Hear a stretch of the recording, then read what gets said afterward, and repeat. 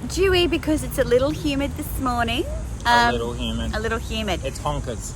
Now, this may or may not be part of the vlog. If it's not part of the vlog, Connor and I are in Sydney for a very special reason. And so, if you haven't seen that vlog, go watch it. I'll link it here somewhere.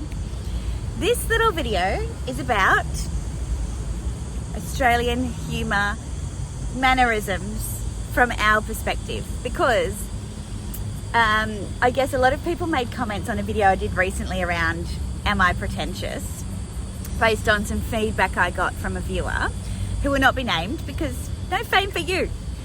And a lot of people in the comments said, I think a lot of people just don't get the Australian way of engaging, our directness, our self-deprecating and also sarcastic humour. And it comes across as like being quite crass, but it's not. Not according to us anyway. Because it's like it's just how we roll. It's how we roll. So, like some examples. What would you say, like some examples that would help people to understand?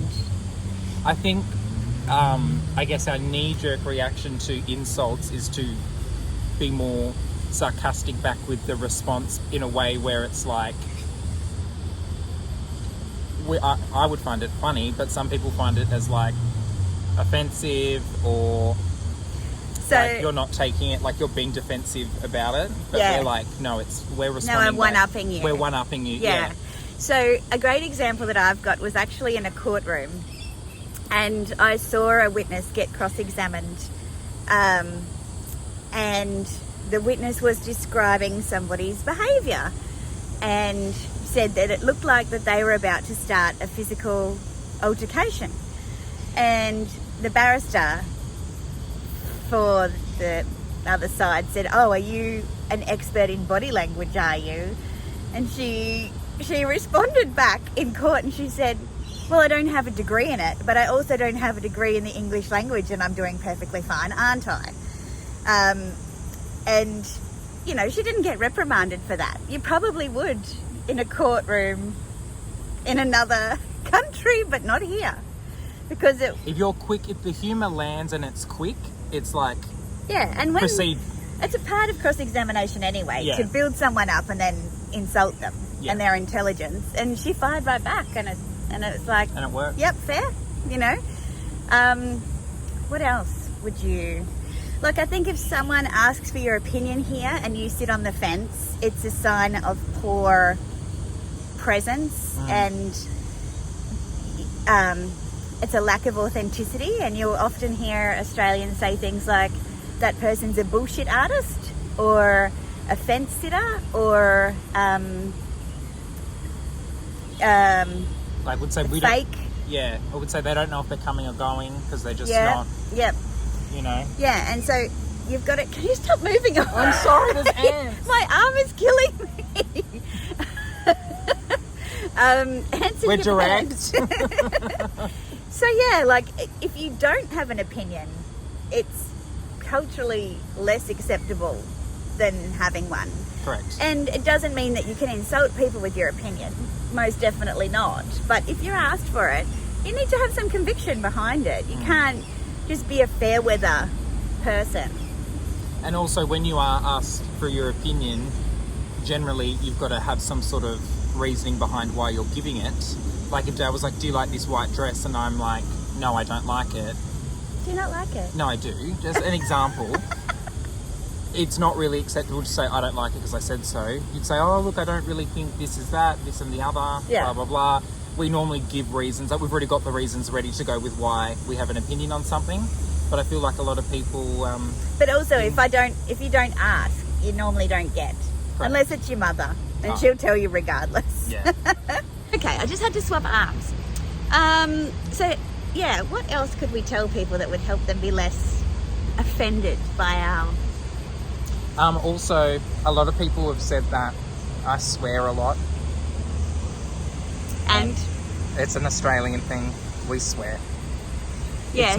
It's not as shocking when we swear. We swear, even at my own work, which is a professional setting, not obviously in meetings and stuff, but between us, we will swear, not at each other, but in conversation. Yeah. It's just how we do it.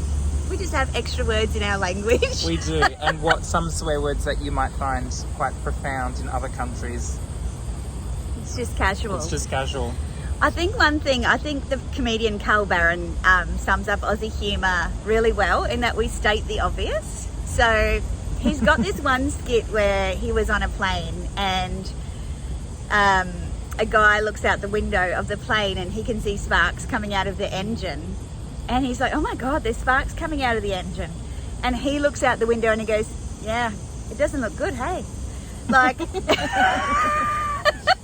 the guy's like, what do you mean? Like, of course it doesn't look good. But like, that's, you know, and we might say things like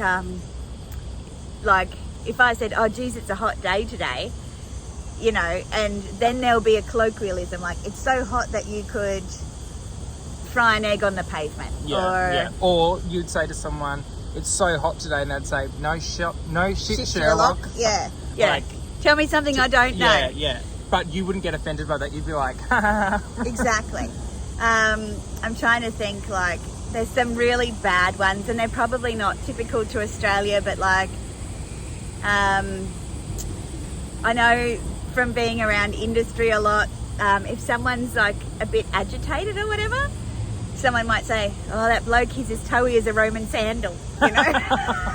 Or as cold as a frog's tit is another one, which as small as a bee's dick. Yeah.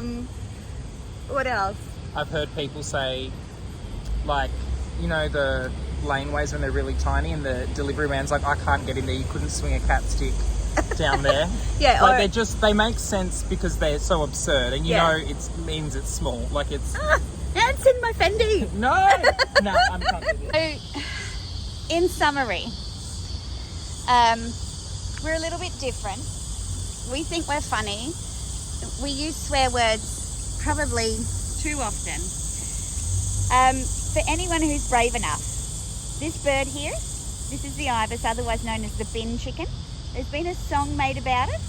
It's on YouTube. I'm going to link it. It has lots of swearing in it. It's very, very funny. If you're Australian. If you're not Australian, look, please. Please don't watch it with children around. Put the headphones in. But it'll be linked below. It explains a lot.